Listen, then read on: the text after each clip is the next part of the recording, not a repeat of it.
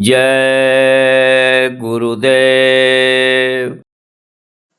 स्वामी हमें न बिसारिए, चाहे लाख लोग मिल जाएं, हम सा आपको बहुत हैं, आप सा हमको नाय। हम सा आपको बहुत हैं, आप सा हमको नाय।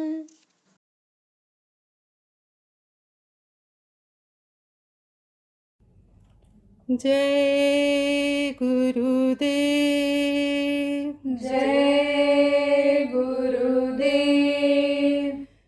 बदली हिंदुस्तान तो बदली जाई दुनिया, बदली हिंदुस्तान तो बदली जाई दुनिया, बदली हिंदुस्तान तो बदली जाई दुनिया, बदली हिंदुस्तान तो बदली जाई दुनिया।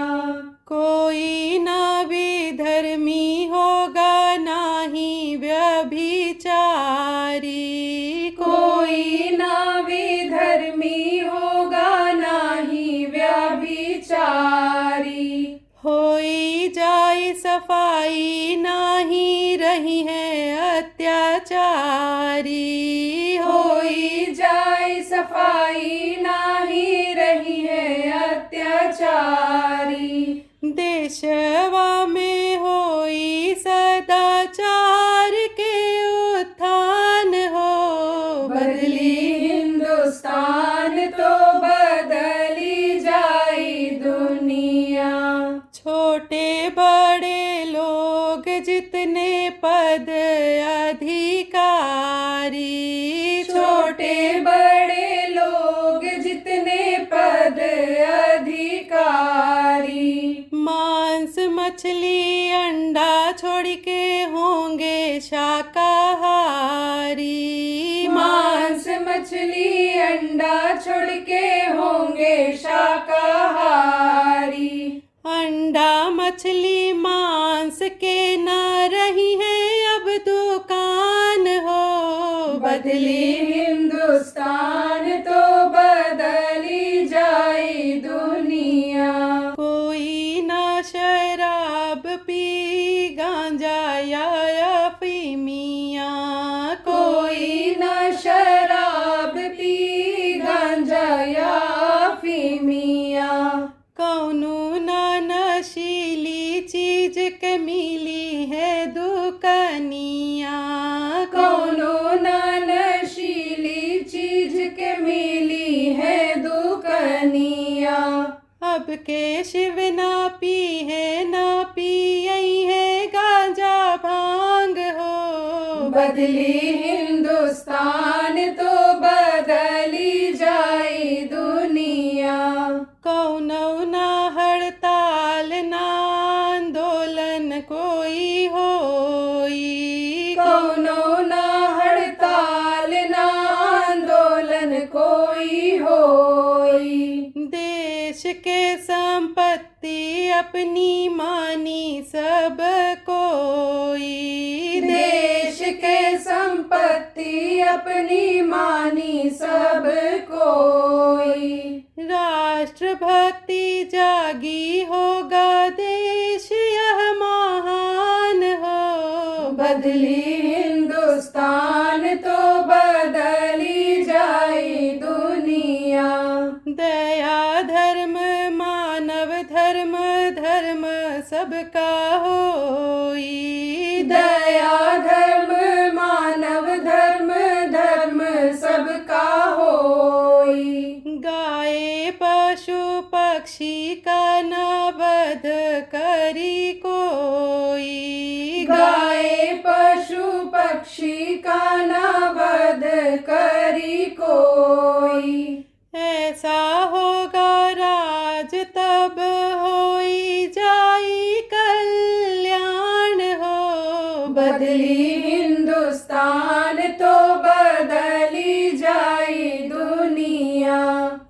राष्ट्रभाषा संस्कृत हिंदी सब कोई बोली। राष्ट्रभाषा संस्कृत हिंदी सब कोई बोली। क्षेत्रीय भाषा होगी हिंदी की सहेली। क्षेत्रीय भाषा होगी हिंदी की सहेली। हिंदी और संस्कृति में बन गई है अब विधान हो। बदली हिंदुस्तान तो बदली जाई दुनिया। बदली हिंदुस्तान तो बदली जाई दुनिया। बदली हिंदुस्तान तो बदली जाई दुनिया। जय गुरुदेव। जय गुरुदेव।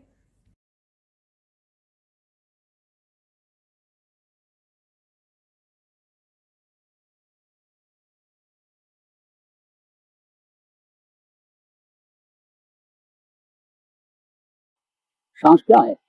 हवा। अब ये देखो, जैसे पंखे की हवा है, ऐसे आप ये समझो कि पहाड़ों पर जाओ तो वहां की हवा है।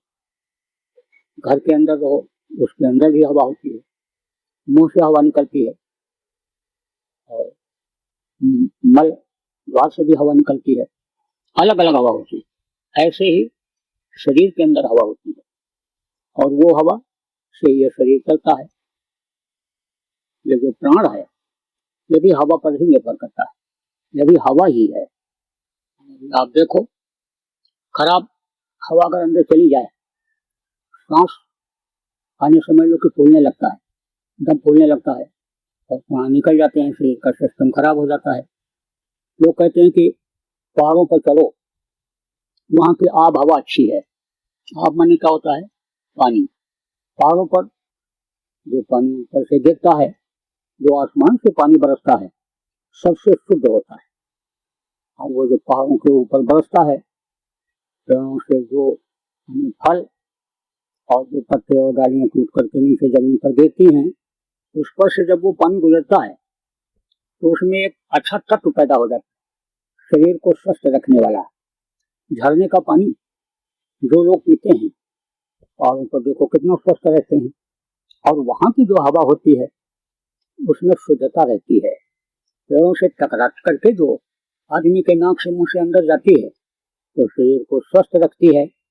आप देखो, ये जो जानवर होते हैं, ये भी मुंह से सांस निकालते हैं। जब सोते हैं तो नाक से निकलता है। आपके भी नाक से निकलता है, मुंह न बंद हो तो मुंह से भी निकलता है। लेकिन किसी किसी के अन्य समझ लो कि मुंह से, आप देखो कि सांस अच्छा निकलता है, अंदर से किसी किसी के अच्छा नहीं निकलता है। इसकी पहचान कैसे होती है? जैसे जानवरों में जो मांसाहारी हैं, उनके नाक से मुंह से जो सांस निकलती है वो जहरीली होती है। जैसे मनुष्य के मुंह से आप समझो कि जो हवा निकलती है, उसको कार्बन डाइऑक्साइड कहते हैं, जो लेता है उसको ऑक्सीजन कहते हैं। तो आप ये समझो कि उसमें भी अलग अलग क्वालिटी होती है।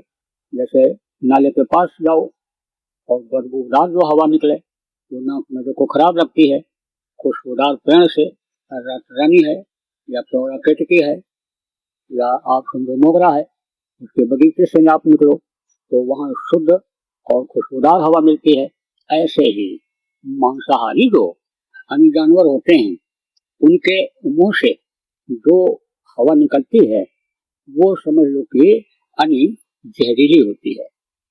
और जो शाकाहारी हैं, जैसे सबसे श्रेष्ठ गाय माना गया, सबसे उत्तम गाय माना गया, गाय के मुंह से नाक से जो अन्य श्वास जिसको कहते हो, हवा जो कहते हो, निकलता है, शुद्ध होता है। ऐसे ही अन्य मनुष्य जो शाकाहारी सदाचारी अच्छे होते हैं, नशा मुक्त होते हैं, उनके मुंह से जो सांस निकलता है, हवा निकलती है, वो उतनी जहरीली नहीं होती है जितनी मांसाहारियों की। आप देखो, टीबी के मरीज होते हैं या कोई और असाध्य रोग के मरीज होते हैं, उनके पास बगल में अगर कोई सोए तो वो जो हवा निकलती है उसी हवा से दूसरे को भी रोग हो जाता है। इसीलिए कहते हैं कि इनसे दूर रहो, ये सूट की बीमारी वाला रोग है, इनसे दूर रहो। तो ये सब कुछ करता है किस पर निर्भर, हवा के ऊपर निर्भर करता है। अब आप तो समझो हवा अगर निकल जाए तो आप तो समझ लो कि साइकिल अभी रुक जाए, हवा निकल जाए तो गाड़ी मोटरसाइकिल अभी रुक जाए, हवा के ऊपर ये चलती है। ऐसे ये शरीर भी हवा के ऊपर ही चलता है। तो ये जो प्राण होता है वो भी एक हवा की तरह से ही होता है। गुब्बारे के अंदर क्या होता है, गुब्बारे के अंदर हवा भरा हुआ रहता है, और जैसे हवा निकलता है गुब्बारा पिछक जाता है। ऐसे गुब्बारे की तरह से ये फूला हुआ हवा भरा हुआ है। अब जैसे ही प्राण निकला कैसे एकदम से बिल्कुल वो ऐसे पिछक जाता है। आप ये समझो कि शरीर में सड़न गलन बदबू यानी समझ लो कि जब तक प्राण रहते हैं तब तक नहीं आती है। जीवात्मा निकल भी जाती है साधना करने में, लेकिन प्राण जब नीचे रहते हैं तो इसमें सड़न गलन बदबू नहीं आती है। लेकिन जब प्राण निकल जाता है तब यानी समझ लो कि इसमें सड़न गलन बदबू पैदा हो जाती है। 2 घंटा भी लोग घर में नहीं रहने देते हैं, जल्दी करो नहीं मिट्टी खराब हो जाएगी।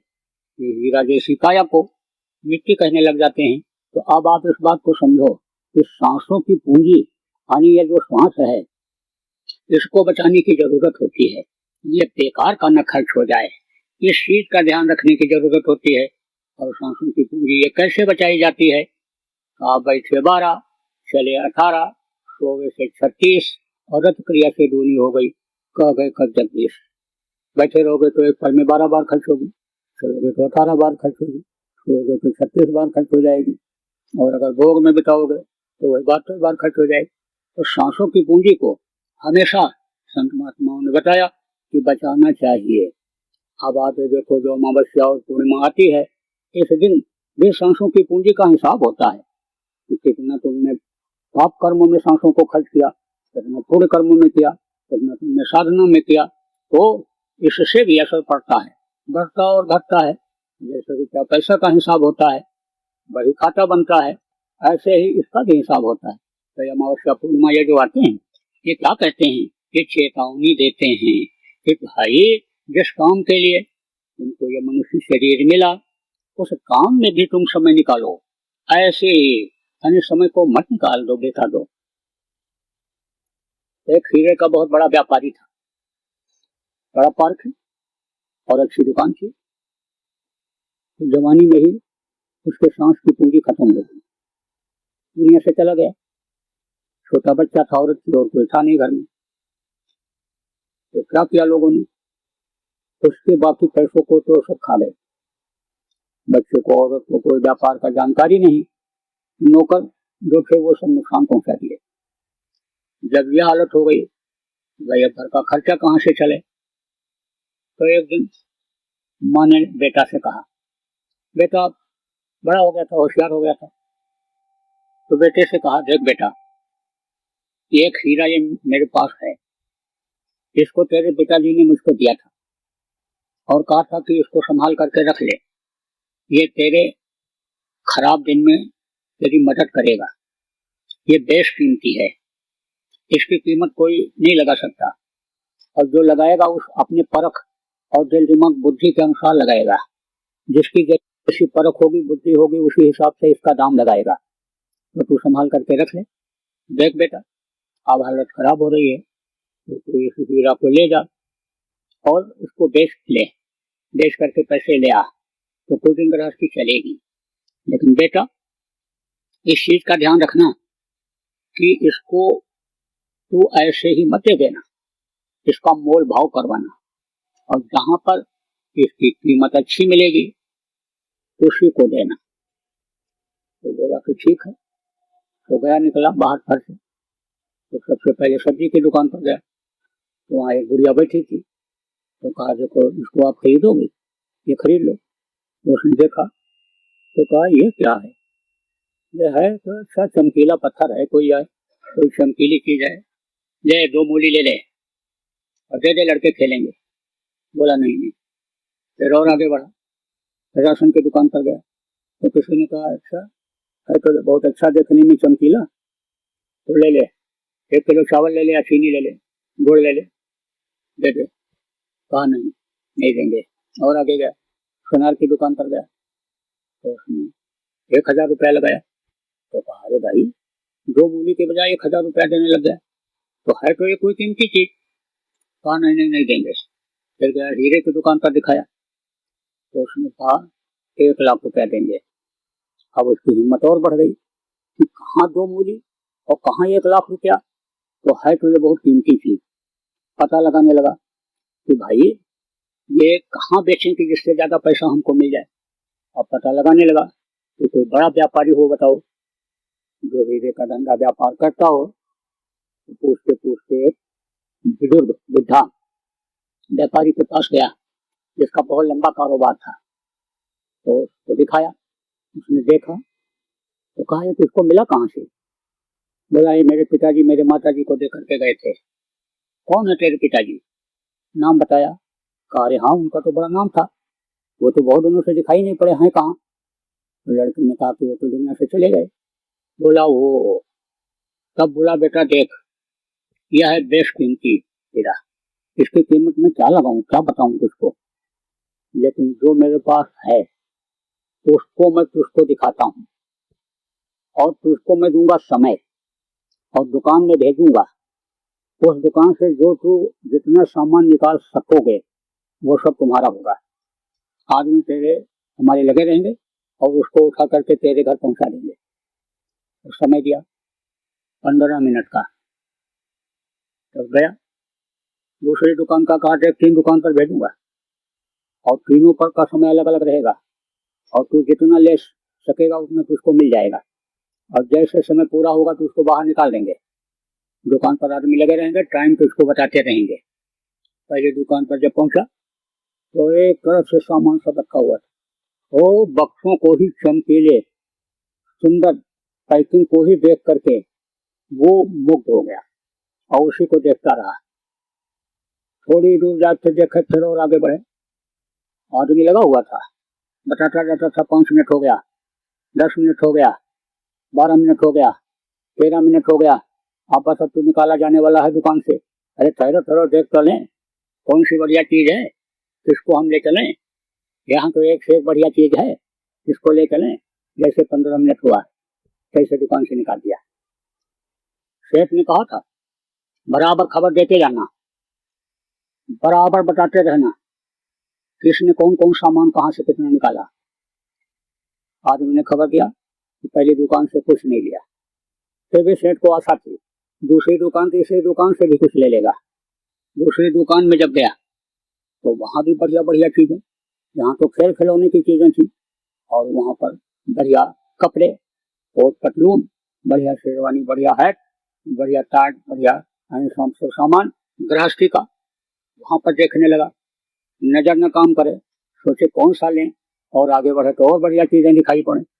अब आदमी बता रहा है कि 20 मिनट हो गया, 22 मिनट हो गया, 23 मिनट हो गया, 2 मिनट और बचा है, ले लो जो तुमको लेना है। हाँ हाँ ले रहा हूँ ले रहा हूँ ले रहा हूँ। बस बोला चलो बाहर निकलो, समय तुम्हारा पूरा हो गया। पहली दुकान दूसरी दुकान से कुछ नहीं ले पाया। अब गया तीसरी दुकान पर, पूरा 60 मिनट का समय था।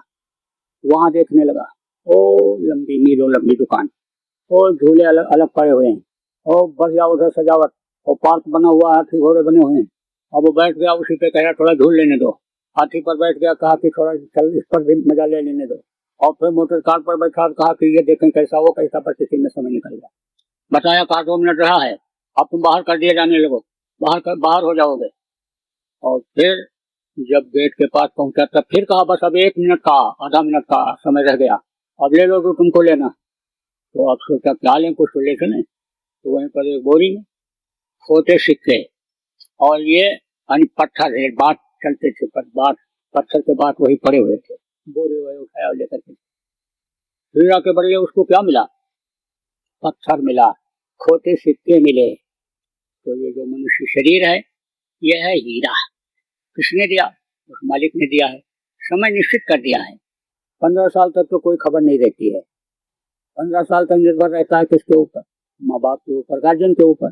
धीरे धीरे फिर जानकारी होने लगती है और फिर उसके बाद में पढ़ाई लिखाई कमाई का समय आता है, शादी ब्याह हो जाता है, बच्चे हो जाते हैं और फिर उसके बाद में धीरे धीरे धीरे धीरे बुढ़ापा आने लगती है। 60 साल के बाद हाथ पैर आंख कान ये सब ढीले पड़ने लगते हैं। जो 60 मिनट का समय उसने दिया, ऐसे 60 साल में ये सब हाथ पैर ढीले पड़ने लगते हैं। और बाद में आदमी को क्या मिलता है? खोटा सिक्का। खोटा सिक्का किसको कहते हो? रुपया पैसा ये क्या है? ये हीरा मोती जवाहरात क्या है? ये खोटा है। खोटा का मतलब जो ना चले। जो रुपया पैसा सब जगह चलता है, कहीं भी ले जाओ, अच्छा होता है, उसको अच्छा कहते हैं।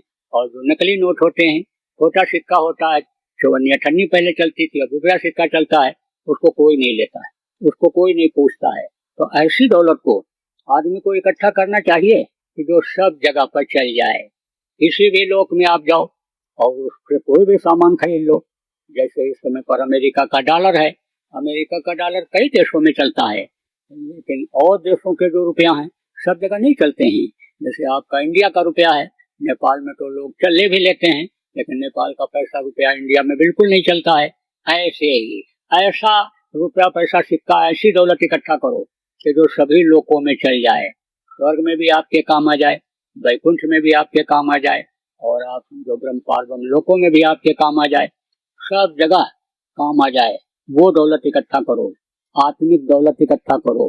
आप ये समझो कि पत्थर और मिट्टी इसको इकट्ठा करोगे। हमारे पास खदान है, हमारे पास समझो इतनी जमीन है, इतनी समझो की खेती है, तो ये कोई काम आने वाली नहीं है। जो कोई इसी जमीन को आप समझो कि बाप दादा भी जोतते बोते रहे, अनाज पैदा करते रहे, खाते रहे और चले गए, और उसी को आप भी जुताई बुआई कर रहे हो, उसी में आप भी फंसे हुए हो और आप भी चले जाओगे, क्योंकि ये मृत्यु लोक है। इस मृत्यु लोक में आप ये समझ लो कि कोई भी रहा ही नहीं।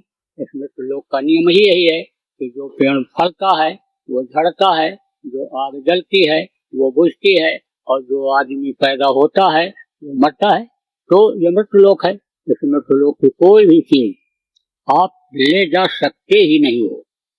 आप कहते बढ़िया संगमरमर लगवाओ, बढ़िया घर बनाओ, कोठी बनाओ, क्या बढ़ेगा? इज्जत बढ़ेगी, नाम बढ़ेगा।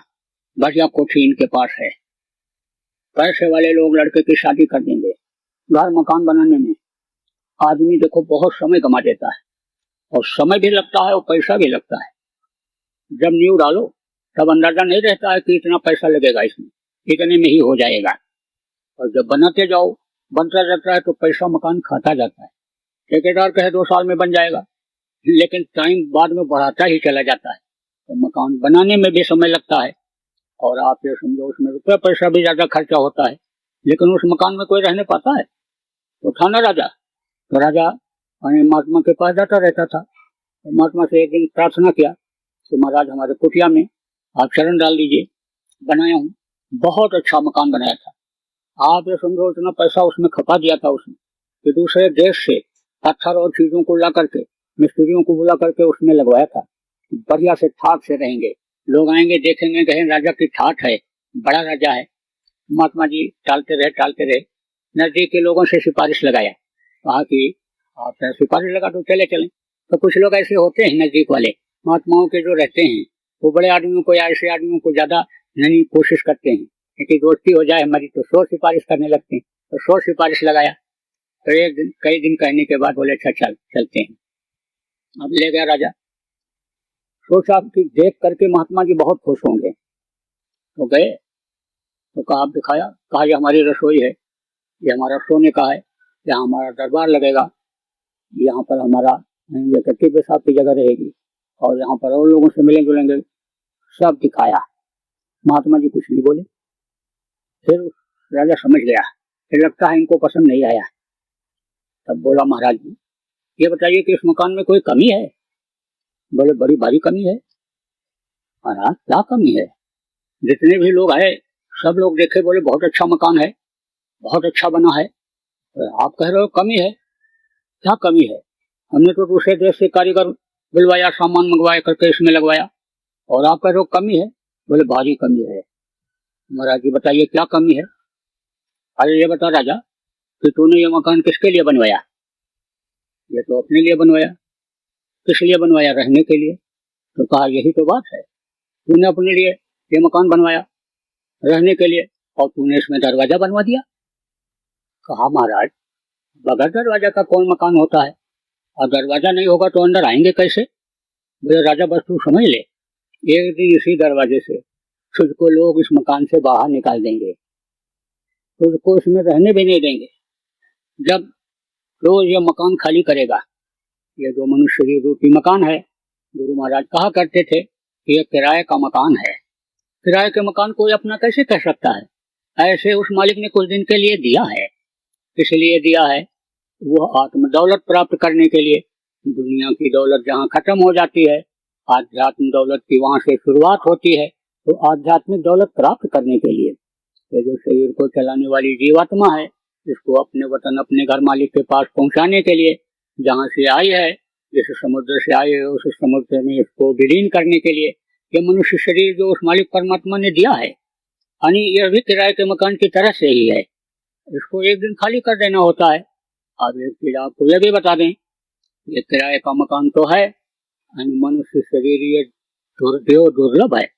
देवता इसके लिए 24 घंटे तरसते रहते हैं। गोस्वामी जी ने कहा नर समान में कोनो दे ही, और जीव चराचर जाचते ही, जितने भी चरोरचर के जीव हैं इस दुनिया संसार में और ऊपरी लोकों में भी, वो भी तरसते रहते हैं। तो कुछ समय के लिए हमको मनुष्य शरीर मिल जाता तो हम अपना काम बना लेते। असला काम मनुष्य का क्या है? असला काम यही है कि रूह को निजात दिलाओ, जीवात्मा को सतलोक पहुंचाओ। असला काम यह है। तो इससे शरीर को मांगते रहते हैं, क्योंकि इसके अंदर ऐसा रास्ता है कि जिससे स्वर्ग और वैकुंठ में भी जा सकते हो, ऊपरी लोकों में जा सकते हो, आनंद ले सकते हो, वहाँ का नजारा दृश्य देख सकते हो, वहाँ की आवाज आप सुन सकते हो।